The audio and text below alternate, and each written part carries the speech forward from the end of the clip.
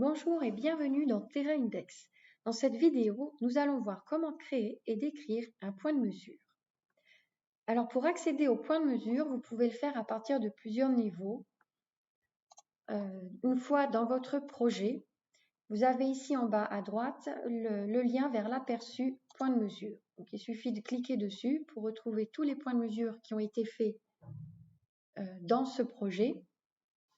Et en bas à droite, en cliquant sur le plus, vous pouvez créer un nouveau point de mesure.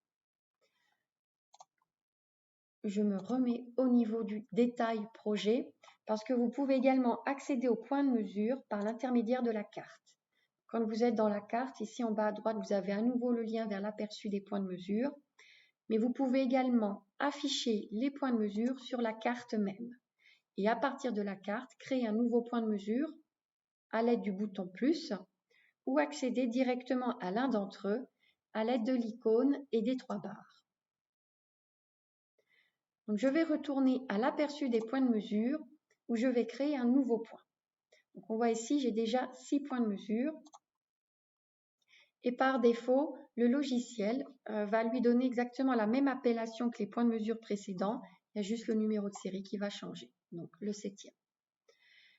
Vous vous retrouvez donc sur une nouvelle page où vous allez renseigner un certain nombre de champs relatifs au point de mesure, c'est-à-dire ses coordonnées, donc où il se trouve, le type de point de mesure dont il s'agit, si c'est un piézomètre, si c'est une paroi de fouille ou un sondage, le type de surface et de la surface de référence, c'est-à-dire la surface à partir de laquelle vous allez faire vos mesures, si c'est le terrain naturel ou la cote NGF.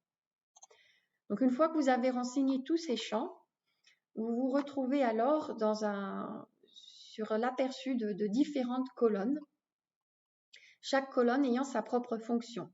Donc dans les couches, vous pourrez renseigner le descriptif lithographique des différentes couches de sol qui appartient à ce point de mesure. Et dans la colonne d'à côté, vous pourrez renseigner les différents échantillons qui auront été prélevés. Dans la colonne ouvrage, vous avez la possibilité entre d'écrire un piézomètre ou un piézère et de renseigner les prélèvements d'eau souterraine ou de gaz de sol qui auront été faits.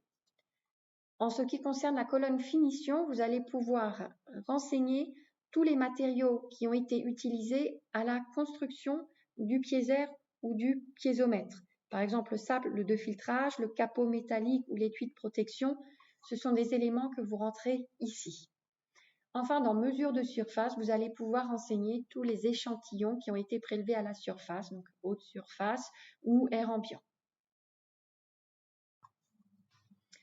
Vous avez également la possibilité de prendre une photo de votre point de mesure en cliquant ici en bas sur l'icône photo. Vous pouvez alors prendre une photo en cliquant toujours sur l'icône ou insérer un schéma ou un croquis que vous aurez fait sur place et que vous aurez enregistré sur votre tablette sous le format JPEG ou PNG, enfin sous un format photo dans tous les cas. Bon, là, je les avais déjà enregistrés, donc pareil, vous les sélectionnez et vous pouvez les supprimer en cliquant sur la croix. Je vais retourner dans l'aperçu des points de mesure parce qu'il y a également d'autres possibilités. Vous pouvez dupliquer un point de mesure, par exemple celui-ci, je veux exactement le copier. Je le sélectionne et je vais cliquer en bas sur l'icône dupliquer. Et vous voyez, un nouveau point de mesure vient d'être créé avec exactement la même description de sol qu'il y avait dans le point de mesure précédent. Il n'y a plus qu'à renseigner en fait les échantillons.